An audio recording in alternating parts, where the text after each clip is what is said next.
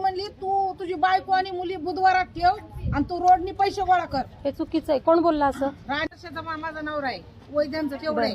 कचरा टाकाय माझ्या मध्ये काय आला मी शिवशरण. कोण आहेत या संस्थेच्या? ती कोण प्रतिनिधी आहे. मग प्रतिनिधी असे शब्द आणि वापरतात तिचे का? 10-12 टेम्पो खाली येऊपर्यंत आम्हाला तो व्हिडिओ गाडीच्या पाठवा जवळ यायचं नाही. का बरं? आणि मला म्हणते झवत्याची गाडी आहे का? मी त्या गाडीवाल्या खाली झवलंय, तुम्ही त्या गाडीपाशी यायचं नाही. नाही, मी स्वतः जंगलेताईंशी बोलले. जंगलेताईंच्या बाजूला जे कोणी होतं ना ते म्हणलं ताई ऑफिस माझं आहे. असा नका, नगरसेविका जंगलेताई आहेत ना. तुम्ही काय म्हटले तर मी आधी यांच्याशी बोलतो मग तुमच्याशी. म्हणलं सर ऑफिस मध्ये जे काही चाललंय ना पारदर्शकपणे या लोकांसोबत पण झालं पाहिजे. सकाळी सकाळी म्हणते की माझ्या नवऱ्याला नाही का डोळा आणि कान झवल्यात का असे शब्द वापरले. आणि काय म्हणते अशी करू म्हणते काढा कशा पैसे काढा तुझी फुल्ली नाही उठणार असले शब्द वापरते 61 वर्षाच्या माणसाला. चुकीचं आहे हे. आणि काय म्हटली ताई तुला ती? ती म्हणते काढा पैसे कसे काढता. मी बी म्हणतो तुम्ही सांगता का कसे पैसे घेता. हा चोरीला गेला ना? खरं आहे ना हे? माल गेलेला नाही.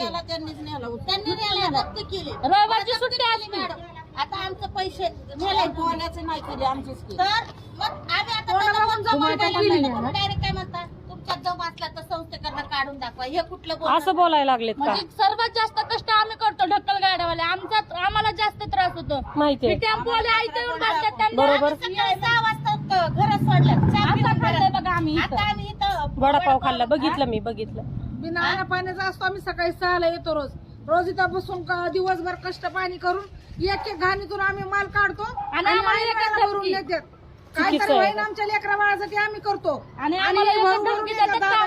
तुम्ही जर नगरसेवक कामं जात्या. नाही ना पण नगरसेवकडे चालू ना. उज्ज्वला ताईंकडे आलोय ना आपण. त्यांच्याकडे आलो आम्ही त्यांच्याकडे आलो. 40ला कॉल केला आम्ही तर ते काय म्हणतात की आम्ही जप्तीमध्ये काही करू शकत नाही.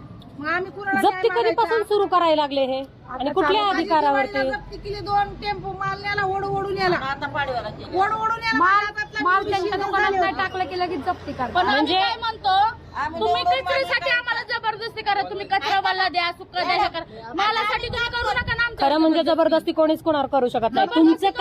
तुमचं काम आहे कचरा गोळा करणं, जे काही असेल ते करणं. ओके. आणि मग ते तुम्हाला संविधानाने अधिकार दिलाय ना आर्टिकल 21 प्रमाणे. तुम्ही तुमच्या मनाने जगू शकता. तुमची प्रतिष्ठा महत्वाची आहे. तुम्हा सर्वांना समतेची समान संधी आहे. सकाळी आहे ना आम्ही कामासाठी येतो. तिथं आलो ना आम्हाला आमच्या मनाने काही जगता येत नाही, काम करता येत नाही.